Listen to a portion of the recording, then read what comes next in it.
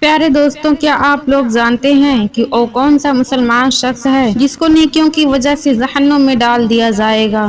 تو چلیے بتاتے ہیں۔ حضور صلی اللہ علیہ وسلم نے ایک مرتبہ صحابہ کرام سے فرمایا کہ اے میرے صحابہ، مجھے بتاؤ کہ میری امت کا مفلس انسان کون ہے؟ صحابہ کرام علیہم الرضوان نے حضور صلی اللہ علیہ وسلم سے عرض کیا، یا رسول اللہ، ہم اسے مفلس سمجھتے ہیں جس کے پاس مال و دولت نہ ہو۔